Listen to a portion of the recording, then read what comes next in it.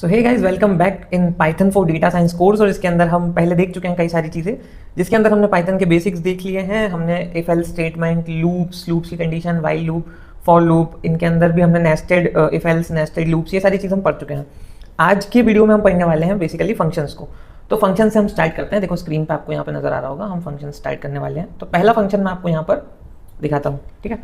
पहला फंक्शन हमारे पास लिखा है DEF वेलकम, और नीचे लिखा है print welcome to data science. अब फंक्शंस की जरूरत क्यों पड़ती है पहले ये समझाता हूँ मैं आपको। देखो क्या होता है ना कि आपको अगर कोई एक पर्टिकुलर चीज़ है जिसे बार बार यूज़ करना है, बार बार यूज़ करना है, जैसे एक वेलकम स्टेटमेंट है, वेलकम टू डेटा साइंस, इसे आपको कहीं बार बार यूज़ करना है, तो आप बार बार तो उस कोड को नहीं लिखेंगे। आप क्या करेंगे, आपने DEF वेलकम, ये जो ना DEF किस लिए लगता है, जब भी हम पाइथन में फंक्शन बनाते हैं तो हम DEF यानी कि डेफिनेशन डिफाइन करते हैं फंक्शन को, ठीक है। और यहाँ पर है वेलकम, वेलकम लिखा हमने, तो हम जितनी बार वेलकम को कॉल करेंगे तो फिर हमारे पास ऐसा लिखा हुआ आ जाएगा, वेलकम टू डेटा साइंस, ठीक है। तो फंक्शन यूज होता है बेसिकली जब हमें किसी चीज़ को रिपीटेडली यूज करना होता है, बार बार यूज करना होता है, ठीक है। अब ये फंक्शन कैसे काम करेगा बताता हूँ। देखो सिंपल हम क्या करेंगे, मैं यहाँ से इसको भी कर देता हूँ स्टार्ट, ठीक है। अब देखो मैं यहाँ पर प्रिंट करता हूँ। अब मैंने जब यहाँ पर प्रिंट किया तो आया वेलकम टू डेटा साइंस, आगे। अब ऐसे ही मैं नीचे जाता हूँ और मैं इस सेम फंक्शन को, दूसरा वाला जो फंक्शन है हमारा, उसको चलाता हूँ साथ में। अब हमारे पास फंक्शन दो हैं, देखो वेलकम वाला, वेलकम में लिखा है वेलकम टू डेटा साइंस, वो प्रिंट हुआ, लेकिन यहाँ लिखा है दूसरे वाले फंक्शन में ग्रीट में क्या है, हेलो स्टूडेंट्स। अब ये प्रिंट क्यों नहीं हुआ, ये प्रिंट इसलिए नहीं हुआ क्योंकि फंक्शन तब तक प्रिंट नहीं होता है जब तक हम उसे कॉल नहीं करते। अब देखो यहाँ पर हमने इस वेलकम फंक्शन को नीचे कॉल कर रखा है, ठीक है। इसका सिंटैक्स देख लेना आप कैसे करते हैं इसको, ठीक है। वेलकम फंक्शन को हमने यहाँ कॉल कर रखा है, वैसे जब हम यहाँ पर नीचे ग्रीट फंक्शन को कॉल कर देंगे, ठीक है। मैं यहाँ पर मान लो कि ग्रीट फंक्शन को कॉल कर लेता हूँ। अब मैं जब कॉल करूँगा और फिर रन करता हूँ तो देखो यहाँ पर हमारे पास दोनों function, welcome to data science भी चला है और हेलो स्टूडेंट भी चला है, ठीक है। तो इस तरीके से काम करता है। चलो नीचे चलते हैं। अब आता है फंक्शंस के अंदर ही एक पार्ट, पैरामीटर्स। पैरामीटर्स क्या होता है, पैरामीटर्स भी समझाता हूँ। देखो इस वाले फंक्शन को देखो, इस वाले फंक्शन के अंदर हमने यहाँ पर ग्रीट फंक्शन है, सेम जो ऊपर बना था, इसको मैं बंद कर लेता हूँ ऊपर वाले फंक्शन को, ठीक है। सेम फंक्शन है जो ऊपर बनाया था हमने ग्रीट, वैसा ही है, बस यहाँ पर हमने ना अंदर एक पैरामीटर पास कर रखा है, दैट इज नेम। अब क्या है ना कि हर बार मैं सिर्फ हेलो स्टूडेंट नहीं बोलूंगा, जो एक पर्टिकुलर स्टूडेंट आएगा उस स्टूडेंट का नाम लेकर मैं हेलो ग्रीट करूंगा, ठीक है। कैसे, देखो यहाँ पर क्या हुआ, हेलो और उसका नाम, जो भी पर्टिकुलर व्यक्ति का नाम होगा। लेकिन पैरामीटर काम कैसे करता है, मान लो कि मैं इन सबको हटा देता हूँ, ठीक है। यहाँ पर हमारे पास मैं अगर सिंपल ऐसा लिखता जैसा हमने ऊपर लिखा था ग्रीट, ठीक है, और इस तरीके से मैं ब्रैकेट्स लगा देता, तो क्या ये फंक्शन काम करता, तो क्या ये फंक्शन काम करता, नहीं करता। क्यों नहीं करता, क्योंकि इस बार ग्रीट फंक्शन को एक पैरामीटर की जरूरत है, उसे इनपुट में भी एक वैल्यू चाहिए, क्योंकि हेलो के बाद वो किसका नाम लेगा, उन्होंने पूछा है नेम।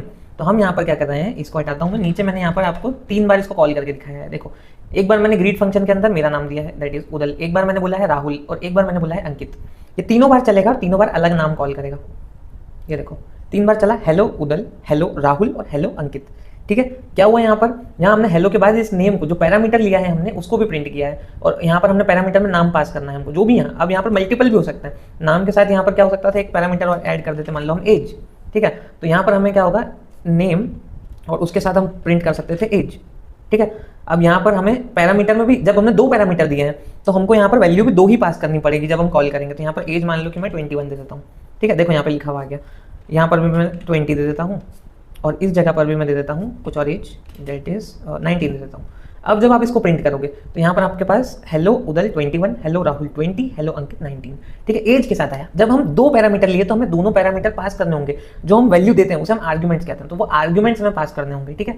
ये जो चीज़ें हैं, इतना समझ में आया आपको कि जब हमने यहाँ पर नेम बोला तो हमें कॉल करते टाइम, जब हम ग्रीट को कॉल करेंगे तो वहाँ पर हमें उदल भी पास करना है, 21 भी पास करना है, मतलब एज, सिंपल। यही चीज़ मैंने वैसे नीचे यहाँ पर समझा रखी थी, मल्टीपल पैरामीटर्स, चलो ठीक है, पर हमने यहीं पे समझ लिया है तो हम आगे नहीं देखेंगे, ठीक है। मल्टीपल पैरामीटर्स यहाँ पर हमने देख लिए हैं।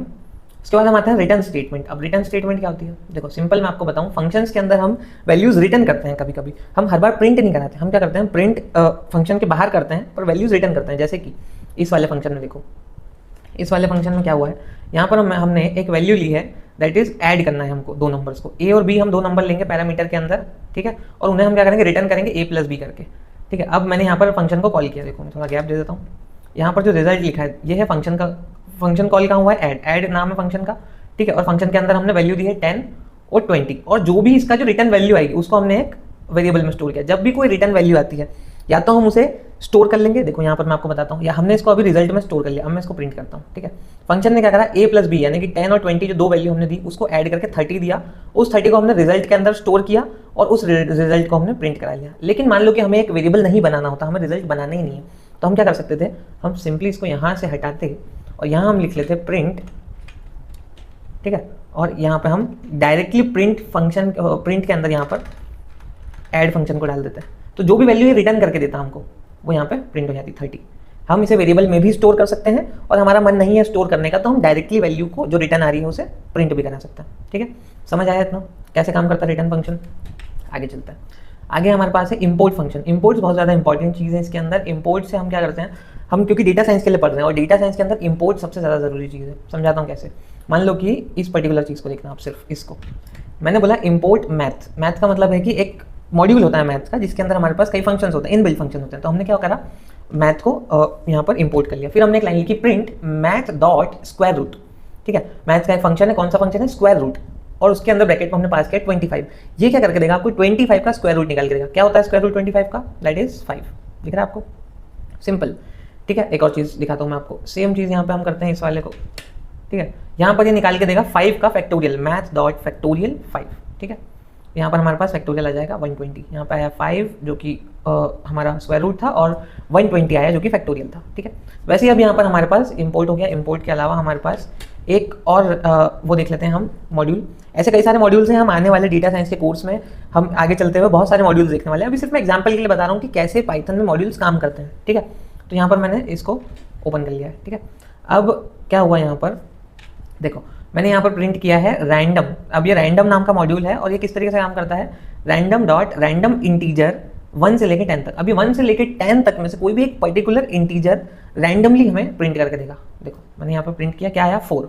फिर से चलाता हूँ, अब क्या आया 3, अब चलाया 6, अब चलाया 1। मतलब कोई भी रैंडम 1 से लेकर 10 तक मैंने रेंज दी है इसके अंदर। ठीक है, इसमें आप रेंज दे दो, उस रेंज के बीच में ये कोई भी रैंडम इंटीजर यहाँ पे आपको गेस करके दे देगा। ठीक है, ये हो गया एक रैंडम फंक्शन होता है, मतलब मॉड्यूल होता है। उसके अलावा क्या होता है, डेट एंड टाइम। अब डेट एंड टाइम कैसे काम करता है ये भी बता देता हूँ।